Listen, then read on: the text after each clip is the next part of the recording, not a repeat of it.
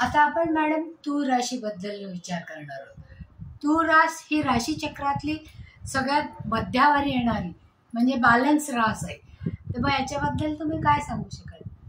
तूळ रास आहे ही त्याचं चिन्हच तराजू, म्हणजे ही बॅलन्सच रास असते। म्हणजे ती फार इमोशनलकडे जात नाही, फार प्रॅक्टिकलकडे जात नाही, आणि जिथे पाहिजे तिथे आपलं काय आपल्याला काय। आता तूळ रास काय तराजू काय दाखवतो? बाजारात उतरणारी रास। बाजारात काय चालतं हो? देणं घेणं चालतं, व्यवहार चालतो, बोलणं चालतं, कम्युनिकेशन चालतं। ह्या गोष्टी तिथे मिळतात आपल्याला। आणि ह्या लोक कधीही बघा हे काम करण्यात दंग असतात, खूप चांगली लोक असतात, साधू संतांचा आदर करणारी असतात, दिसायला खूप छान असतात, गोड असतात, गोड बोलणारी असतात। म्हणजे तुम्हाला सांगते, कुठेही काय झाले तर सामंजस्याने ते मिटवणारे असतात। कधीही त्याच्यामध्ये ते भांडणाचं टोक कधी गाठत नाही, पण त्याच्यातनं स्वतःला काय पाहिजे ते मात्र निश्चित मिळवण्याची अक्कल असते। म्हणजे एखादी गोष्ट विकली तर ती घेण्याची अक्कल त्यांना असते की त्याच्यातनं मला काय पाहिजे तर ते मी मग दोघांचं सामंजस्य करून देता देता मला काय मिळतं हे ते बघणार। कारण कुठली रास आहे? बाजारातली रास, तराजू आहे, त्याने धरलेलं आहे।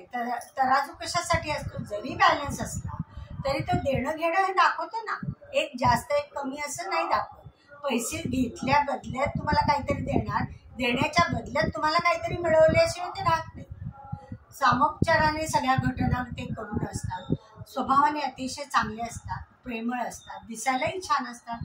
शुक्राची रास आहे, परत इथे यांना कला आवडते, काव्य आवडतं, लेखन आवडतं, ह्या गोष्टी ते त्यांच्याकडे बिल्ट असतात। शुक्र आणि बुध यांचं कॉम्बिनेशन म्हणजे तूळ रास आहे। कारण व्यवहार आणि कला यांचा समन्वय साधण्यासाठी जे जे म्हणून करता येईल ते ते त्या व्यक्ती करत असतात। सगळ्या गोष्टी त्यांना शिक्षण, बौद्धिक म्हणजे बुध आणि शुक्र कलेचं शिक्षण असतं, शिवाय व्यवहारामधनं तुम्हाला काय मिळवायचं त्याच्यासाठीही शिक्षण असतं। म्हणजे व्यवहारात बाजारात उभं राहण्यासाठी मला काय करावं लागेल तर ते शिक्षण ते जास्त।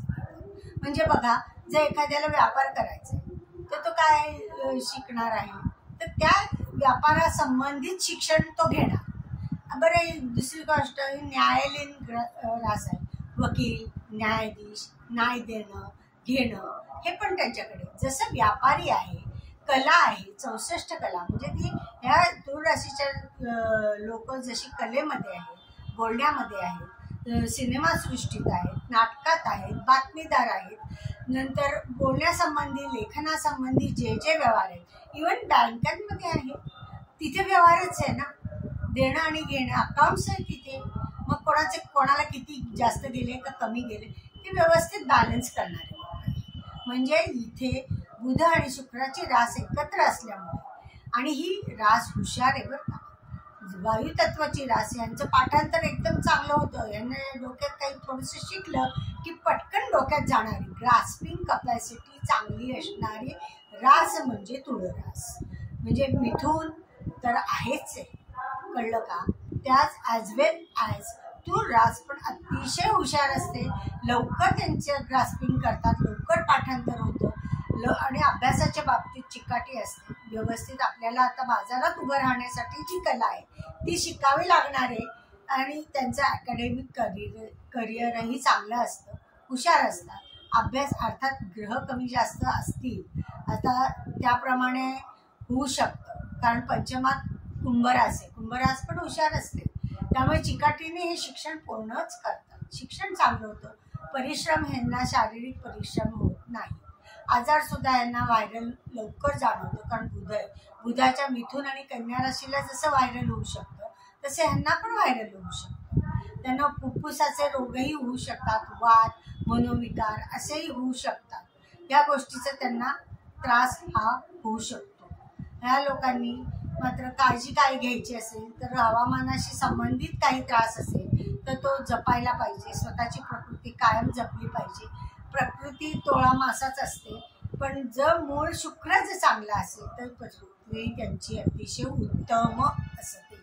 त्यामुळे या बाबतीत परिश्रम त्या शारीरिकपेक्षा बौद्धिक परिश्रम करण्याची जरुरी असते. अतिशय साधू संतांची सेवा करणारे, भक्ती ह्या मार्गामध्ये पुष्कळ असतं. कविता, काव्य ह्या गोष्टी त्यांना चांगल्या जमतात आणि त्यांना ते आवडतं. आणि लक्झुरियस वस्तू ह्या खूप त्यांना आवडतात. त्याच्या संबंधीही ते हिरे, माणिक, मोती, सोनं, चांदी असेही व्यापार करतात, कपड्याचा व्यापार करतात. आणि व्यापार करणं हे यांना चांगलं जमतं आणि त्यांनी ते करावं. कारण बोलणं पण यांचं चांगलं असतं, चेहऱ्यावरही त्यांचे सात्विक भाव असतात. त्यामुळे लोकांचा त्यांच्यावर विश्वास लवकर बसतो. त्यामुळे हे लोक चांगला व्यवसाय करू शकतात. नोकरी तर करतातच, कारण तिथे टिकवण्यासाठी काय काय करावं लागतं हे त्यांना माहिती असतं. बोलणं खूप छान असतं. त्यामुळे बोलून सगळ्यांना आकर्षित करणं आणि चेहऱ्याचाही त्यांचा मोहक असतोच. त्यामुळे या लोकांना सर्वांगीण बाजारातली माहिती खूप असते. एकापेक्षा अनेक गोष्टींची माहिती खूप असते. त्यामुळे ह्या कुठल्याही कलेत किंवा व्यवसायात, व्यापारात हे चांगले आणि उत्तम राहतात आणि पैसेही चांगले मिळवतात. कारण बाजारात बसून मला काय करायचे तर पैसे मिळवायचे एवढं माहिती आहे. कारण त्याचं सिम्बॉलच तराजू. तूळ राशीचे लोक खूप कामात व्यस्त असतात, ते वर्कहॉलिक आहेत आणि ते बॅलन्स ठेवून काम करतात असं तुम्ही म्हणाल. मग आता हे बॅलन्स करताना घराकडे त्यांचं दुर्लक्ष होत नाही का? मग वैवाहिक आयुष्याच्या संदर्भात तुम्ही काय सांगाल? कसं आहे, त्यांचं करिअर करणंच हे उद्दिष्ट असतं, कळलं का? लोकांपुढे येणं, बाजारात येणं हाच त्यांचा मुख्य प्रायोरिटी असते.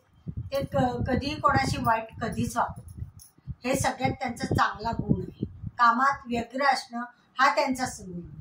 मग त्याच्यात मग ते काय करतात माहिती का? त्यांची मॅनेजमेंट खूप चांगली असते. एक लक्षात ठेवा, घरातलाही बॅलन्स ते जाऊ देत नाही. घरामध्ये काय कमी आहे त्याच्याकडे त्यांचं लक्ष असतंच. घरातल्या आपल्या पार्टनरला काय पाहिजे हे ते देतात. आणि जर पार्टनर ऐकत नसेल तर गोड बोलून कसं समजावून सांगायचं, ही कला आहे ना हो त्यांच्याकडे. शुक्र आहे हा, कला आहे त्याच्याकडे, ते ह्या गोष्टी त्याला मिळणारच आहे. त्यामुळे घरातला आणि व्यवसायातला, नोकरीचा बॅलन्स एकदम स्किलफुली ते वापरतात. त्यांच्याकडे ते स्किल असतंच. कौशल्य आहे त्यांच्याकडे. कौशल्य नावाची कला आहे त्यांच्याकडे. बोलण्याची कला आहे, शुक्राच्या कला आहेत, बोलण्यातले कला आहेत. कसं आहे, समन्वय साधणं हेच त्यांचं काम आहे. न्यायामध्ये काम करणं म्हणजे काय? दोन पार्टीला तुम्ही सगळ्यात व्यवस्थित तुमचं न्याय मिळवून देणं हे तुमचं काम आहे. मग ती इथेही न्यायच देते, असं नाही करत. इथे दुर्लक्ष नाही होत. फक्त त्याच्या कपॅसिटीप्रमाणे ते कामाला ते प्राधान्य देतात. मग पार्टनरला जेवढं द्यायचं असतं तेवढं ते देतात. अच्छा. दैनंदिन आयुष्यामध्ये सुद्धा ते उत्तम रीतीने बॅलन्स ठेवतात. आता जो काही ग्रहयोग आहे 2025चा, त्याच्याप्रमाणे त्यांना येणारे चांगल्या गोष्टी आणि काही संकट किंवा त्रास याच्याबद्दल त्यांनी काय करायला पाहिजे? आता काय आहे बरं का, ही अध्यात्मामध्ये चांगली रमणारी रास आहे. शुक्राची आहे, भक्ती आहे. शुक्र म्हणजे काय? भक्ती. मीरेचा मीरा आहे इथे. शुक्र म्हणजे काय? मीरा आहे. इथं भक्ती करणारे लोक आहेत, हे लक्षात ठेवा. त्यामुळे त्यांची भक्ती हा प्लस पॉईंट आहे त्यांचा. आणि आता जे येणारे वर्ष किंवा आता त्यांचा वृषभेत गुरु आहे, म्हणजे काय आहे, अष्टमात गुरु आहे. पण अष्टमातला जरी गुरु असला तरी त्यांचे आध्यात्मिक त्यांचं चांगलं आहे हो. ते चांगलं करत असतात काम अध्यात्मामध्ये. दान धर्म करणं, देणं घेणं किंवा उपासना करणं. उपासना म्हणजे ॲक्च्युली उपास करणार नाही ते. लोकांना मदत करणे, देणग्या देणे, कोणाला म्हणजे देवालयाला देणगी देणे किंवा काय ह्या प्रकारे ते करतात. उपास करणे काही जमणार नाही त्यांना, करताही नाही. तोही प्रश्न नाही. आणि प्रत्येक वेळेला 2 तास देवापुढे बसणं आणि एखाद्याला मदत करणं ह्याच्यापेक्षा प्रायोरिटी जर त्यांनी एखाद्याला मदत करणं केलं तर बरोबर आहे. त्याच्यापेक्षा भक्ती तीच झाली ना. लोकांना उपयोगी पडणं हे काम त्यांचं आहे, ते करतात. मग उपासना 2 तास बसलंच पाहिजे? Not necessary. तुम्ही एखाद्याला मदत करता म्हटल्यावर तेच त्यांचं महत्वाचं आहे आणि त्याच्यातूनच खरं तर यश मिळतं असं मला वाटतं. कारण कर्माला प्राधान्य देणाऱ्या ह्या व्यक्ती असतात. ह्यांचा तुळ राशीचा ग्रह जो शनी आहे तो राजयोगकारक आहे, त्यामुळे ते कर्माला प्राधान्य देतात. म्हणजे वर खोलीत का असतात तर शनी हा राजयोगकारक असतो, हे लक्षात ठेवा. आता पंचमात शनी आहे. पंचमात शनी असल्यामुळे काही थोडेफार लाभ कमी मिळाले असतील, जेवढे मिळायला पाहिजेत त्याच्यापेक्षा मे बी कमीच मिळाले असतील. पण ह्यांना तसं फारसं मला वाटत नाही की कमी मिळाले असतील. काही लोकांना मिळाले असतील कमी, पण सगळ्यांना नाही. त्याच्यातनं शनी आता जाणार आहे षष्ठामध्ये मीन राशी, गुरुच्या राशीत जाणार आहे. लक्षात ठेवा, षष्ठातला गुरु आहे ना, शत्रूंचा नाश करतो, विजय म्हणून देतो, विजय योग मिळवून देतो. ठीक आहे, थोडेफार क्रोनिक आजार वगैरे येऊ शकतात, थोडंफार व्हायरल होऊ शकतं, पण त्याच्यातनं ते ओव्हरकम करण्यात त्या व्यक्ती प्रॅक्टिकल असल्यामुळे स्वतःचं तब्येतीची काळजी घेणं हे व्यवस्थित करतात. त्यामुळे तसं काही प्रश्न नाही. वेळेवर डॉक्टरांकडे जाणं, आपलं चेकअप करणं, आपण कुठे आहोत हे बघणं, हे त्यांना माहिती असतं. त्यामुळे ह्यांना शनी त्रास देत नाही, कारण हे माणुसकीने वागतात, फार त्यांना इगो नसतो. त्यामुळे आणि सगळ्यांचं समन्वय साधणं हे आणि बॅलन्स राहणं हेच त्यांचं काम आहे. त्यामुळे ते त्या व्यक्ती व्यवस्थित करत असतात. त्यामुळे शनी यांना कधीही त्रास देत नाही. तुळ राशीमध्ये शनी हा उच्चीचा होतो आणि शनी जरी आता षष्ठात असला तर थोडंफार आजार पण येईल. त्यामुळे तसं काही एवढं हे नाही. परत आता गुरु जाणारे मिथून येतो कुठल्या वायुतत्वाच्या राशीत, आणि शिवाय गुरुच्या स्थानाला बघणारे, म्हणजे जे काही संबंध होते नातेवाईकांशी शेजारच्यांशी जे कमी जास्त होते ते सुधारणार आहे. पराक्रमात त्यांच्या कामामध्ये वाढ होणार आहे. नॅचरली कामामध्ये वाढ झाली की भाग्यवृद्धी होतेच. भाग्यात शनीच गेला, गुरु गेलाय, त्यामुळे भाग्य वृद्धीही होणारच. त्यांचा व्यक्तिमत्व विकास होणार आहे. आता व्यक्तिमत्व विकास झाला म्हणजे स्वतःची प्रगती केली की कार्यामध्ये वृद्धी होते. कार्यामध्ये वृद्धी झाली की प्रॉफिट अँड लॉस जास्त, लॉस कमी आणि प्रॉफिट जास्त, असंच होणार आहे. त्यामुळे त्यांना पैशाची किंवा कामाची काही कमी असेल असं वाटत नाही. त्यांना गैरसमज झाले असतील, त्यांच्याविषयी लोकांना गैरसमज झाले असतील, ते दूर होणार आहेत. संबंध सगळ्यांशी चांगले होणार आहेत. त्यामुळे पैसाही त्यांना चांगला मिळणार आहे. आणि हे आध्यात्मिकच रास आहे, भक्तीची रास आहे. त्यामुळे ह्या लोकांना काहीही त्रास होईल असं वाटत नाही. शिवाय शनी हा राजयोग करत आहे, त्यामुळे तुळ राशीला अतिशय उत्तम जाणार आहे. काही काळजी करू नका. शनी जरी षष्ठात गेला तरी शत्रूंचा नाश, विजय योग हा मोठ्या प्रमाणात आहे. त्यामुळे जे जे काही तुम्ही आता गमावले ते तुम्हाला मिळणार आहे. मग असं म्हणजे असं आपण म्हणू शकतो की तुळ राशीला हे वर्ष अतिशय उत्तम आहे. निश्चितच.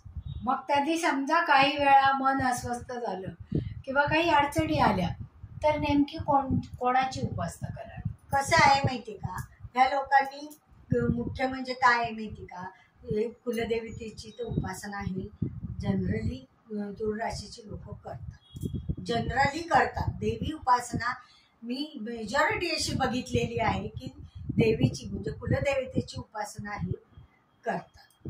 म्हणजे पण त्याच्याबरोबर विष्णूची पण, विष्णू जिथे आहे तिथे लक्ष्मी आहेच. त्यामुळे विष्णूची उपासना केली तरी काही नाही, काही प्रॉब्लेम येणार नाहीये.